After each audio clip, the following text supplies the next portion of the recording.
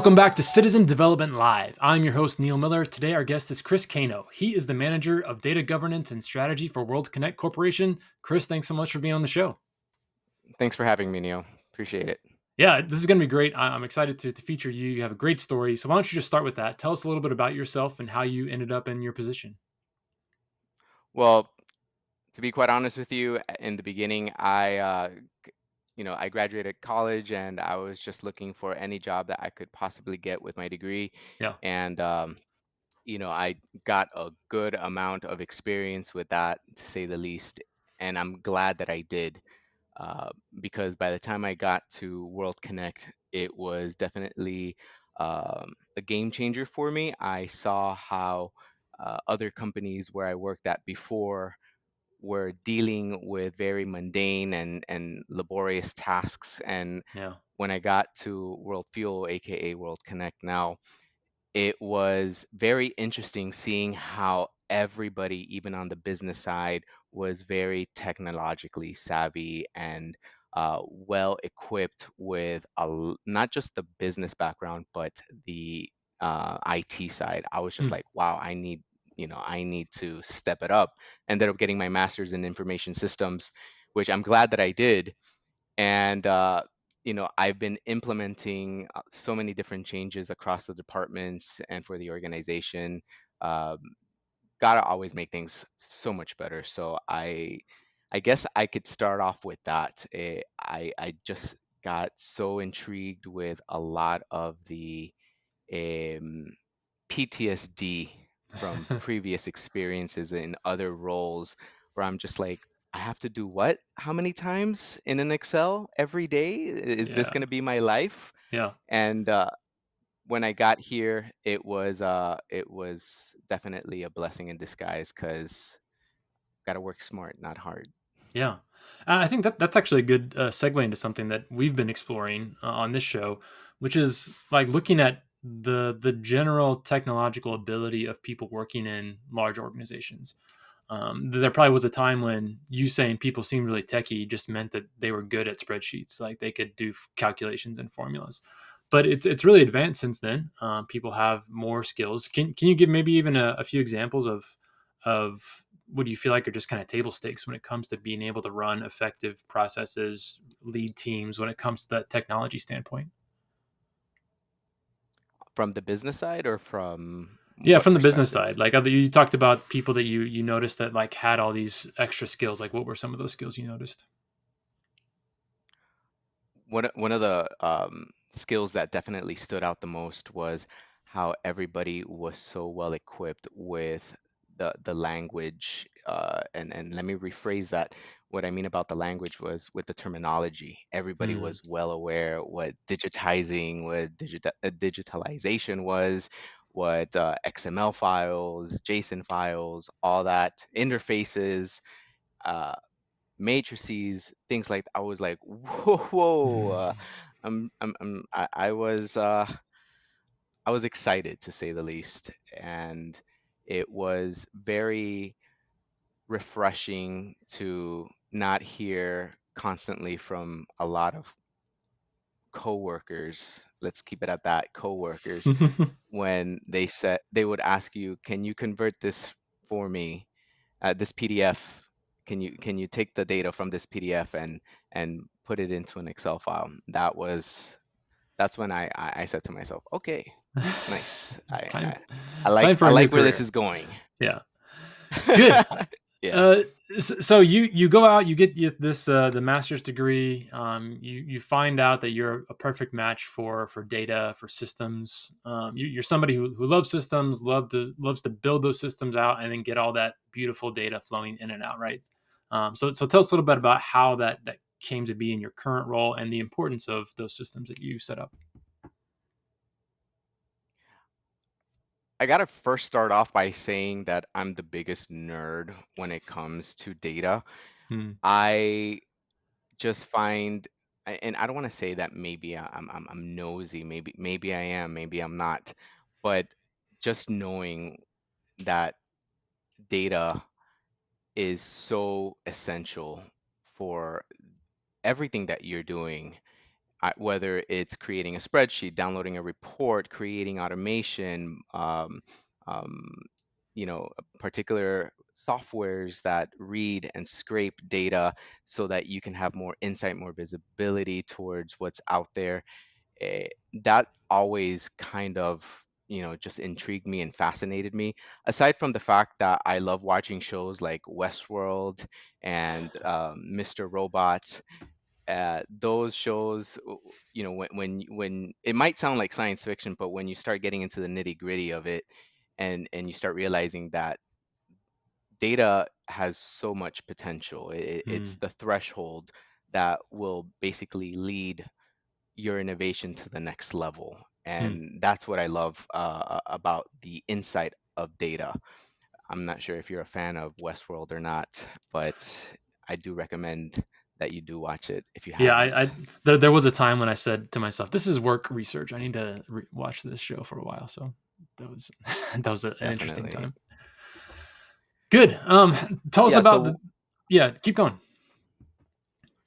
when I started down the automation, I started out as an analyst, and I got intrigued. I started working with QA testing. I started doing some user acceptance testing, and I don't know, I'm so oriented to detail sometimes that I know uh, sometimes I will go back to the developers or to our Mm. BAs, our business analysts, and tell them like, mm, can we make this a little different?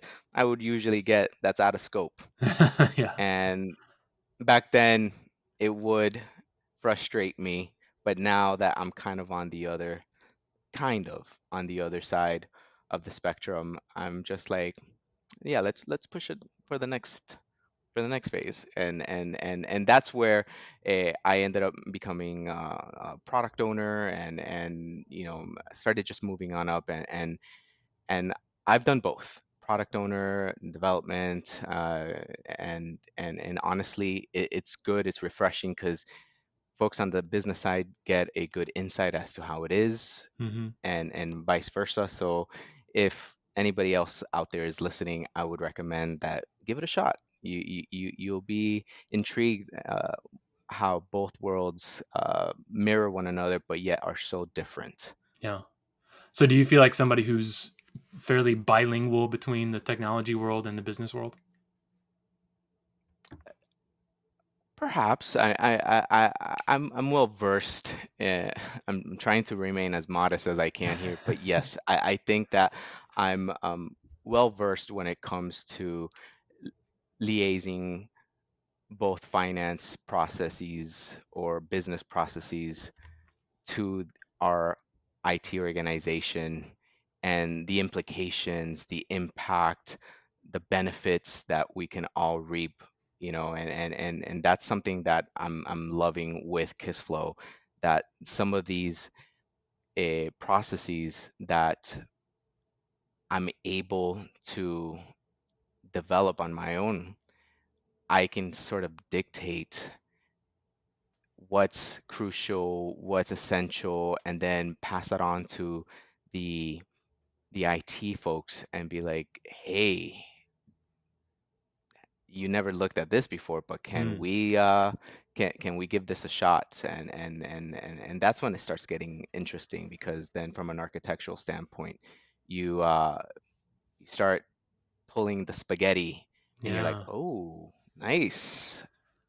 I don't know if you can relate to what I'm saying, Neil. Totally, because I'm not as deep into the data world as you are, but that feeling, like I like what you said before about being out of scope, right? If you're working with a developer and they tell you that, they're basically saying, "Hey, I don't have time to do this. It doesn't seem like a good idea. We don't have time to go into this. You're gonna have to wait, or it's never gonna happen." Um, and as somebody that wants to get things done, sometimes there are things you don't foresee, or sometimes you are in the middle of something and have an idea of like, wow, if we could do this, that'd be great. And in that traditional mindset where you had two different worlds, IT and business, and there wasn't people like you that sat in between them, there was no chance of getting some of those things that were out of scope done. So a platform that does citizen development really is a game changer. Really is something that unlocks people's minds to what's possible. Because now you have people on the business side that say, "Oh, I not only want this, I know how to describe it, but I could make it, and I could make it do what I want it to do." And once you realize what those possibilities are, it's pretty amazing. I think listening to previous podcasts, because I did listen to a lot of the episodes that you previously recorded. When I hear other folks saying that and highlighting that their insight provides and yields such a high value turnaround and results because they're in the nitty gritty Yeah. and they know they're down in the trenches, let's put it like that. They know exactly how the ripple effect works. I like to refer to it as a ripple effect. Mm. This implicates that. If you touch this data point, then, you got to make sure that all the data elements are well equipped and properly labeled. You're not going to put a boolean as a v string. Hmm. You're not going to start putting, dates as a V string again. You start seeing those things and you're just like, "Mm-mm, no, no, no, no, no, that's not gonna work because by the time that I dump it into Excel, it's gonna kill me." No, I'm Yep. kidding. Um, Don't do that. that's not what you want to do with data.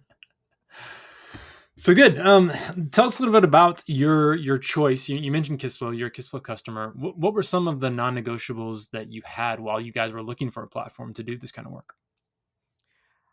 Can I give you a BOGO response for that? Buy one, get one free, or it Yeah, can, let's do it. do I have to be definitive? All right. So the first one was the first the first thing I would say was to have a dynamic platform that will allow me allow us to make changes to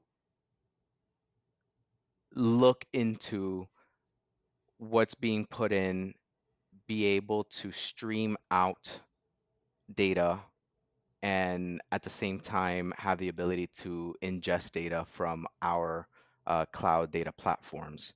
It's something that you want to minimize the amount of manual entries, spelling errors. Right. So having a system that is dynamically flexible allows you to modify your processes without having to go through a rigorous SDLC cycle or just hit the ground running Hmm.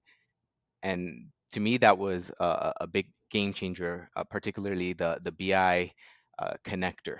That BI connector was chef's kiss, chef's kiss. I love it. And and I would say the second one, the buy one get one free, is having a platform that you can definitely understand, that has a user-friendly UI, user-friendly UX, that also allows you to perhaps add a little bit more pizzazz to it. Yeah. You can lengthen the complexity of what you're writing, the formulas. You're not so limited. Eh, that's something. Those are the first two things I was looking for, and obviously, great customer support, customer service. Um, Having that ability to look up a lot of the information in your platform, commonly asked questions, the community, things like that are factors to consider when looking at a new application, a new platform that is meant to do the things that we were looking for it to do. Yeah. That community is definitely very well embraced. Yeah, I think that's an important point to make. It's you're rarely just buying the technology. You're buying the people that can support it, can help you through things. I know I'm all the time asking someone, "Hey, I think I did this formula right, this calculation right, but it's not working. Like, what's there?" And it's like it's one of those things. It's a simple change oftentimes that I just miss, but because I don't have the experience or because I haven't been there, like I need that help. And then also just to see what other people are doing, just to get ideas about things is a really important piece of anytime. whatever you're doing, but especially around citizen development, you kind of need that not just the technology piece, but the whole scope around it, the ease of use, everything like that. I think it's a great point. I love the fact that, you're able to make changes on the fly. You're able to add something depending on the complexity of what's being asked to add. Hmm. Um, you're able to do that, and you don't have to go through all this red tape, logging multiple tickets, Yeah. because technically you are from the business. You know exactly what's missing. You know what broke. You know what would make it better, and you could do it like that. Next thing you're just hitting the ground running, and I love that. I guess it's my type A personality is what I'm trying to say. I Yeah. I I I just hate waiting in lines. That's the best. um, Bypassing a lot of the minutia that goes around into either planning or, I would say, eh, just sitting down with either the product owners or the stakeholders, things like that. You kind of govern yourself accordingly, which is, it does, there are a lot of checks and balances, but at the same time there's definitely so many benefits that you can reap from saying, why don't we remove this field from the drop down? Or Mm. can we add something a little bit more granular? Can we add that comment box Hmm. just so that it only appears when you select this from the drop down? It's sort of like, yeah, we could definitely do that. It's not going to break the process. You know it because you built it. You know your babies. Yeah. That's great. Let's shift and talk a little bit about certifications, because usually big platforms require big certifications. You might need to be someplace for a week to learn something or more. You have to get different levels of certifications. What's been your experience both with a platform like Kissflow and other ones? And what's that, just basically the onboarding ramp been like? Well, before we went with Kissflow, we were exploring other opportunities. And I'm not going to name the name. I'm not, I promise No, you. I won't Eh, force you to. No, it's okay. uh, you might know them, but I did this extensive and rigorously aggressive training course for 5 days. It was 8 hours with 15-minute breaks every 4 hours, Sheesh. and the complexity behind just creating a radio button, establishing a database to link it to one of your drop down fields, having the ability to upload a document repository. It was tedious to say the least, Yeah. and I said to myself, there's got to be a better way. And it was quite the opportune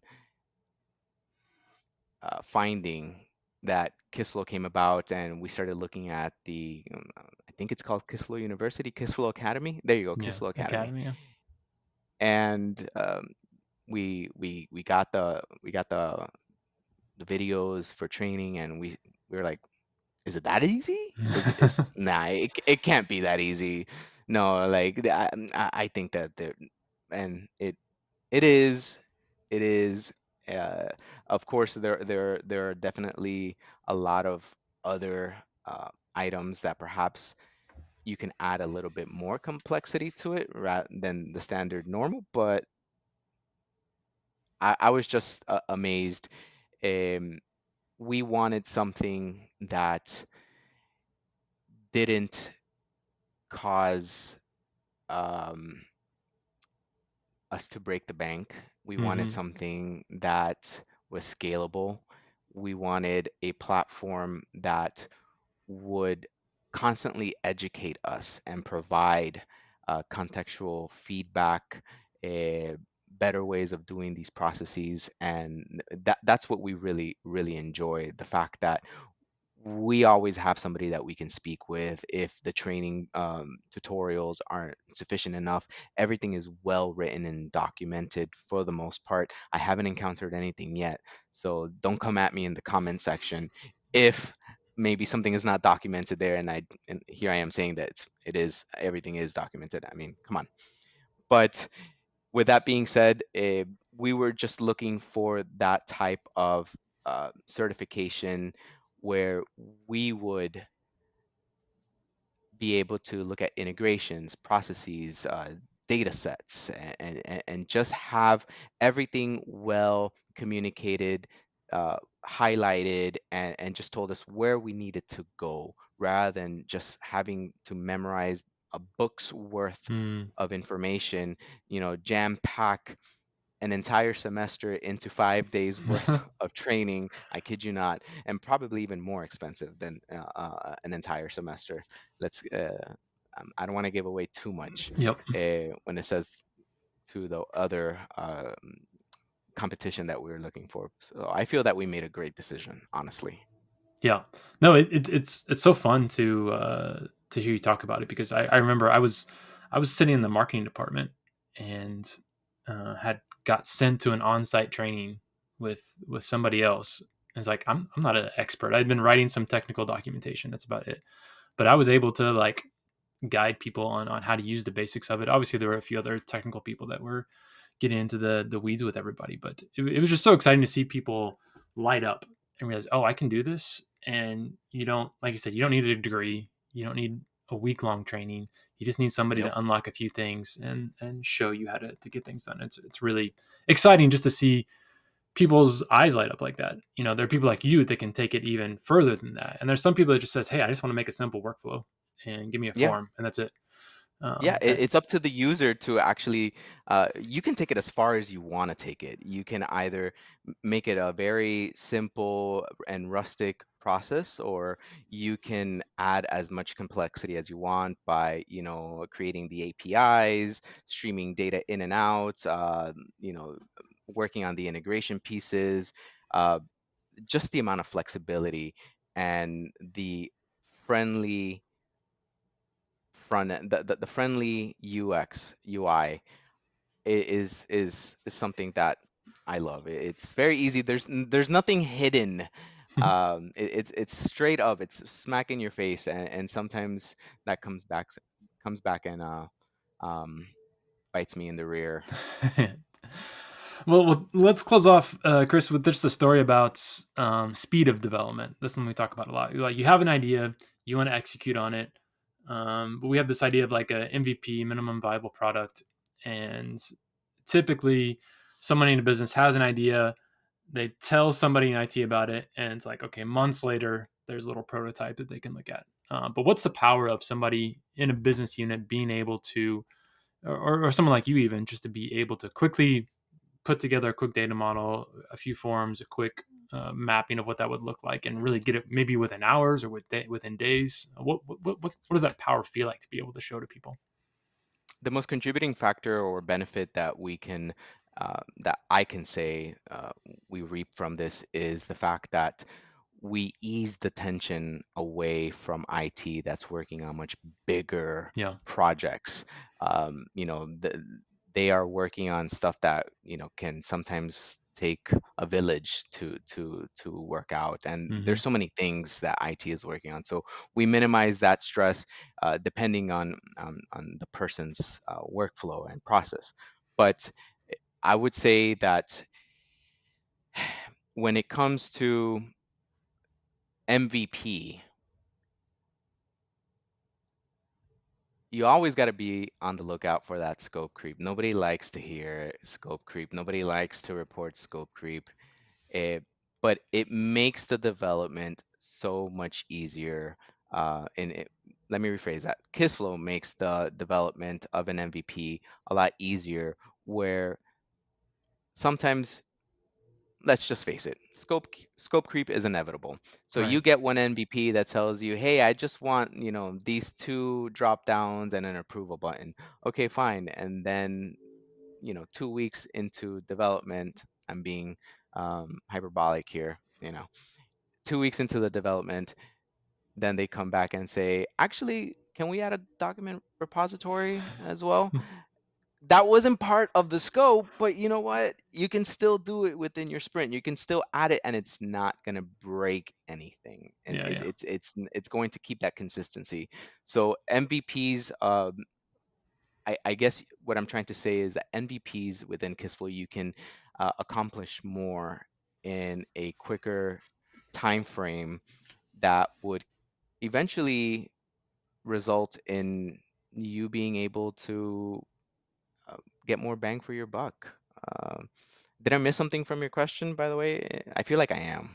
No, no, that's it. Like it's that the idea of scope creep. It's people like you understand it because you've been on both sides. Like you've been the person asking for more, but you've also been the person that's delivering and be like, oh gosh, that's gonna take this much more work. But realizing, okay, sometimes it is a ton of work to build that extra small feature that they're talking about. But sometimes it is like, oh yeah, we can do that. Give me an hour and you can see that, or less than that, or you just do it right in front of their face and show what it looks like. So understanding the different nature of scope creep and being somebody who sits between business and technology to be able to understand that, I think is really crucial. Yeah, agreed. 100%. We got to find something we disagree about before we get off the show. You know, Uh, Perhaps the fact that, we're doing this on a Friday. that's So, we shouldn't have done that. yeah, TGIF though, Yeah, it's I'm true. kidding, I'm kidding.